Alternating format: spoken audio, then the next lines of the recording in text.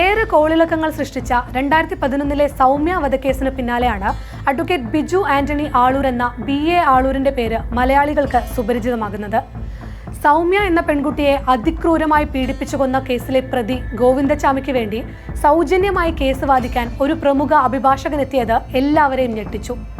ഒരു സിറ്റിംഗിന് വേണ്ടി വൻ തുക ഈടാക്കിയിരുന്ന ക്രിമിനൽ അഭിഭാഷകന് ഗോവിന്ദച്ചാമിയുടെ കാര്യത്തിൽ എന്താണ് താല്പര്യമെന്ന് എല്ലാവരും ചിന്തിച്ചു.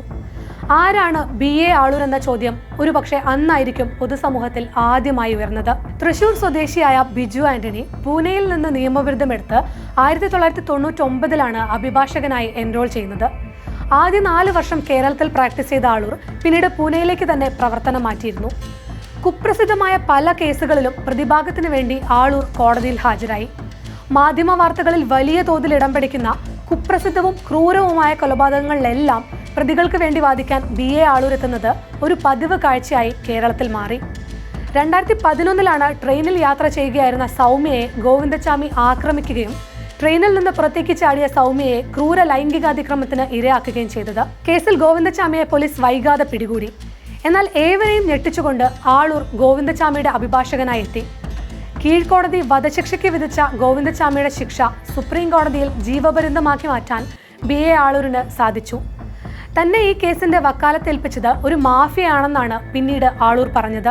2016 കേരള മനസാക്ഷിയെ ഞെട്ടിച്ച പെരുമ്പാവൂർ ജിഷ വധക്കേസിലും പ്രതിക്ക് വേണ്ടി BA ആളൂർ ഹാജരായി. തൊട്ടടുത്ത വർഷം കൊച്ചിയിൽ നടിയെ ആക്രമിച്ച കേസിൽ സുനിൽകുമാർ എന്ന പൾസർ സുനിക്ക് വേണ്ടിയും BA ആളൂർ ഹാജരായി.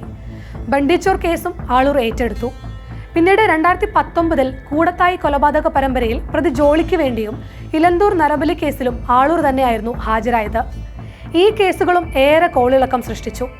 കേരളത്തിന് പുറത്ത് പ്രശസ്ത യുക്തിവാദിയായിരുന്ന നരേന്ദ്ര ദാബോൽക്കറിനെ കൊലപ്പെടുത്തിയ കേസിലും പുനെയിൽ സോഫ്റ്റ്വെയർ എഞ്ചിനീയറായ നയന പൂജാരിയെ ബലാത്സംഗം ചെയ്ത് കൊലപ്പെടുത്തിയ സംഭവത്തിലും പ്രതികൾക്ക് വേണ്ടി ഹാജരായത് ആളൂരായിരുന്നു. എന്നാൽ ഈ കേസുകളിൽ ആളൂർ പരാജയപ്പെട്ടു.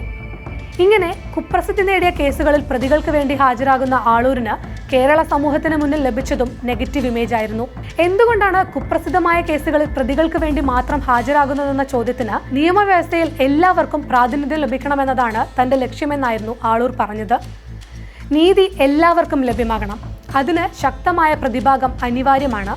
പോലീസ് കേസുകൾ കെട്ടിച്ചമയ്ക്കുന്നത് പതിവാണ്. ശക്തമായ പ്രതിഭാഗമില്ലെങ്കിൽ നിരപരാധികൾക്ക് പോലും ശിക്ഷ ലഭിക്കാം എന്നും ആളൂർ പറഞ്ഞിരുന്നു.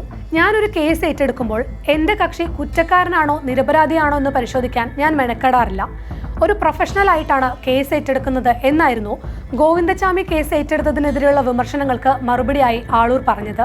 ഇതിനിടെ BA ആളൂരിനെതിരെ പോക്സോ പീഡന പരാതിയും ഉയർന്നിരുന്നു. പ്രായപൂർത്തിയാകാത്ത പെൺകുട്ടിയുടെ ശരീരത്തിൽ കടന്നു പിടിച്ചു എന്നതായിരുന്നു കേസ്. സ്ത്രീത്വത്തെ അപമാനിച്ചെന്ന പരാതിയിലും ആളൂരിനെതിരെ കേസെടുത്തിരുന്നു. ബിസിനസ് ആവശ്യത്തിന് 5 ലക്ഷം രൂപ നൽകിയെന്നും അത് തിരികെ ചോദിച്ചപ്പോൾ അപമാനിക്കുകയും ചെയ്തുവെന്നായിരുന്നു രണ്ടാമത്തെ കേസ്. ഈ പരാതിക്കാരിക്കൊപ്പം ആളൂരിന്റെ ഓഫീസിലെത്തിയ പെൺകുട്ടിയുടെ ശരീരത്തിൽ കയറി പിടിച്ചെന്നും അപമര്യാദയായി പെരുമാറിയെന്നുമായിരുന്നു മറ്റൊരു പരാതി. എന്നാൽ കൈക്കൂലി വാങ്ങിയതിന് പുറത്താക്കിയ ജൂനിയർ അഭിഭാഷകർ ചേർന്ന് ഗൂഢാലോചന നടത്തി തന്നെ കള്ളക്കേസിൽ കുടുക്കിയെന്നായിരുന്നു അന്ന് ആളൂർ നൽകിയ വിശദീകരണം. കേസിൽ ആളൂരിന് മുൻകൂർ ജാമ്യവും ലഭിച്ചിരുന്നു. കുപ്രസിദ്ധമായ ഇത്തരം കേസുകൾ കൈകാര്യം ചെയ്യുന്നതിനിടെയാണ് ഇപ്പോൾ BA ആളൂർ മരണത്തിന് കീഴടങ്ങിയത്. വൃക്ക സംബന്ധമായ അസുഖത്തെ തുടർന്ന് ചികിത്സയിലായിരുന്നു. ആളൂരിനെ ശ്വാസതടസ്സത്തെ തുടർന്നാണ് വീണ്ടും ആശുപത്രിയിൽ എത്തിച്ചത്.